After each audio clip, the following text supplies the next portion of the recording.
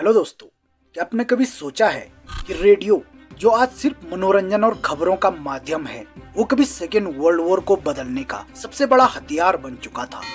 एक ऐसा हथियार जिसने लोगों की सोच, उनके विचार और यहाँ तक कि युद्ध का परिणाम भी तय किया।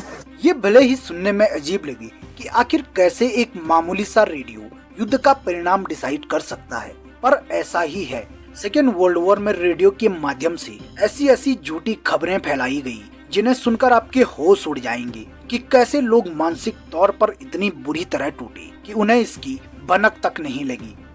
पर ये सोचने वाली बात है कि आखिर ये सब संभव कैसे हुआ। कैसे एक मामूली से रेडियो ने लाखों आम लोगों और सैनिकों को अपाहिज बनाकर रख दिया। आखिर क्यों लाखों लोग रेडियो से इतना प्रभावित हुए कि देखते ही देखते मामूली सा दिखने वाला रेडियो एक खतरनाक हथियार बन गया।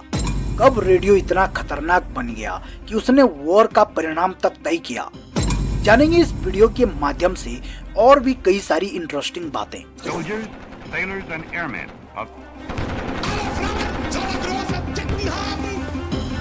Weg mit Nein! Natürliche Titten!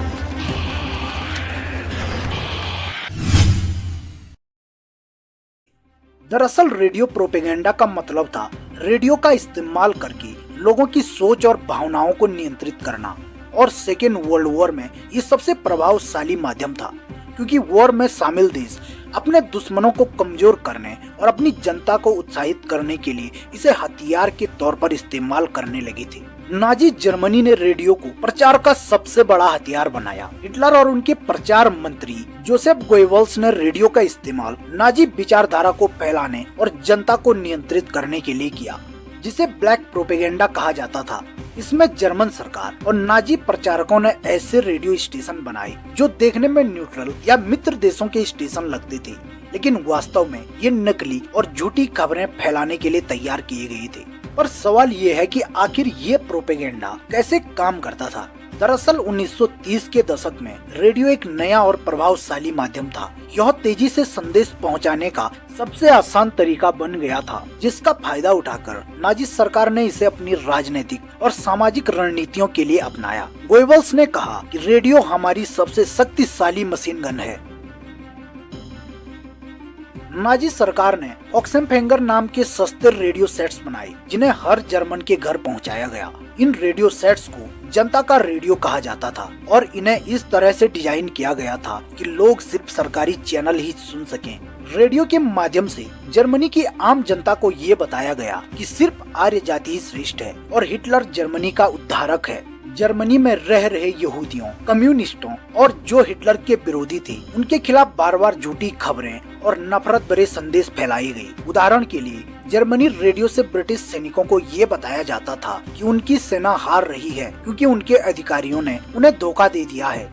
इसके अलावा नकली सैनिक विद्रोह, झूठी बमबारी की चेतावनी या ब्रिटिश सरकार के खिलाफ भ्रांतियां, कुछ खबरें इस तरह से डिजाइन की जाती थी कि सैनिकों और जनता का मनोबल तोड़ा जा सके। जनता को यकीन दिलाया गया कि जर्मनी की जीत तय है और हर नागरिक का कर्तव्य है कि वह सरकार का समर्थन करे। नतीजा ये कि जनता बार बार इन्हें सुनकर पूरी तरह से प्रभावित हो जाती थी। नाजी जर्मनी का रेडियो प्रोपेगेंडा इतना प्रभावशाली था कि यह जनता की सोच को पूरी तरह बदलने में सफल रहा। लोगों ने बिना सवाल किए हिटलर और उसकी नीतियों का समर्थन किया। नहीं तो आप सोचकर देखिए, एक आम आदमी रेडियो पर सुनता था जर्मनी महान है, दुश्मन कमजोर है, और बार बार यह सुनकर वह इसे सच मानने लगता था, जबकि ऐसा कुछ नहीं था। ना ही जर्मनी महान था और ना ही दुश्मन कमजोर। ये तो बस रेडियो का भ्रम था जो भोले भाले लोगों को अपने जाल में ले रहा था। पर ऐसा नहीं है कि रेडियो का उपयोग केवल नाजी जर्मनी नहीं किया था, बल्कि अन्य देशों और संगठनों ने भी अपने उद्देश्यों को पूरा करने के लिए प्रोपेगेंडा का इस्तेमाल किया।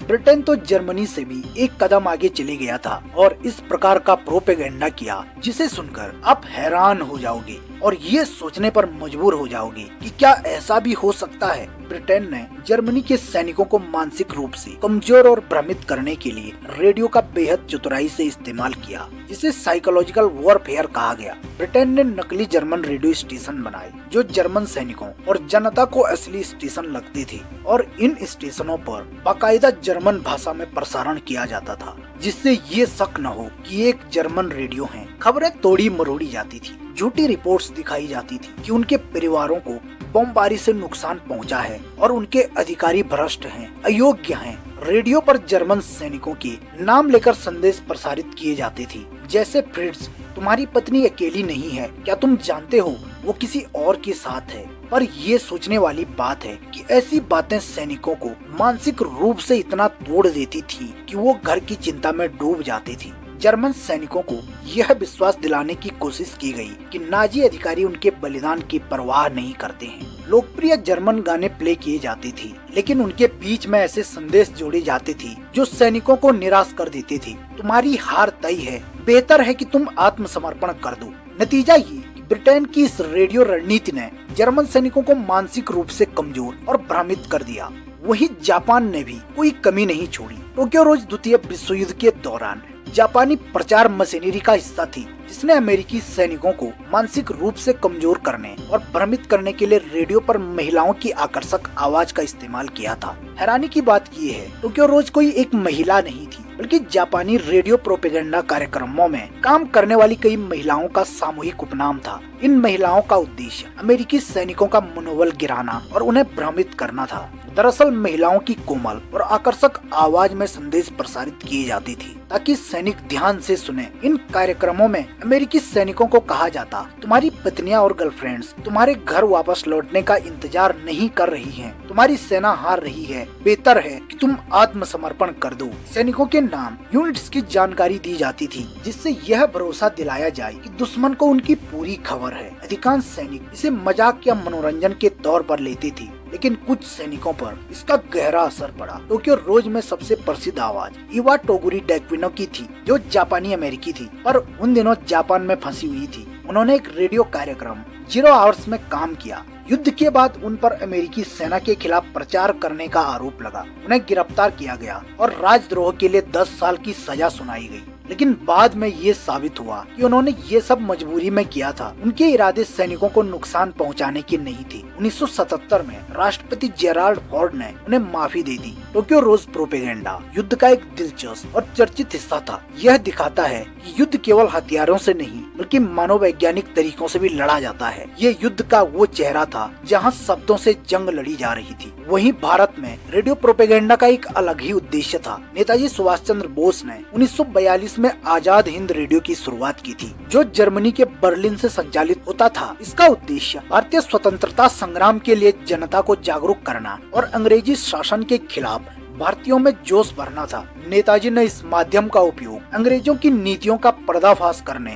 और आजादी के लिए संघर्ष के लिए जनता को एकजुट करने के लिए किया। प्रसारण हिंदी, बांग्ला, तमिल, पंजाबी और उर्दू सहित कई भाषाओं में होते थे ताकि यह संदेश पूरे भारत में व्यापक रूप से पहुंचे। तुम मुझे खून दो, मैं तुम्हें आजादी दूंगा, ऐसे शब्द रेडियो पर गूंजते थे और लाखों भारतीयों का खून खौल उठता था। नतीजा ये कि अंग्रेजों के खिलाफ आंदोलन और तेज हो गई और फाइनली अंग्रेजों को दुम दबाकर भागना पड़ा। रेडियो प्रोपेगेंडा ने न केवल युद्ध के दौरान जनता की मानसिकता को बदला बल्कि इतिहास का रुख भी तय किया। यह एक ऐसा माध्यम था जिसने लोगों की सोच को इस हद तक प्रभावित किया कि वे किसी भी कीमत पर अपने देश का समर्थन करने को तैयार हो गए। आज के दौर में रेडियो का रूप बदल गया है, लेकिन मीडिया का इस्तेमाल विचारधारा फैलाने के लिए अब भी जारी है। फर्क सिर्फ इतना है कि अब रेडियो की जगह सोशल मीडिया ने ले ली है। और हमें रेडियो प्रोपेगेंडा से ये सीख मिलती है कि मीडिया का सही या गलत इस्तेमाल कैसे समाज और इतिहास को बदल सकता है। यह कहानी सिर्फ इतिहास की नहीं बल्कि आज के समय के लिए एक सबक है। तो दोस्तों, अगर वीडियो आपको जानकारी पूर्ण लगी हो तो इसे लाइक करें और कमेंट में हमें बताएं कि आप किस विषय पर अगली वीडियो देखना चाहते हैं। मिलते हैं किसी अन्य वीडियो में।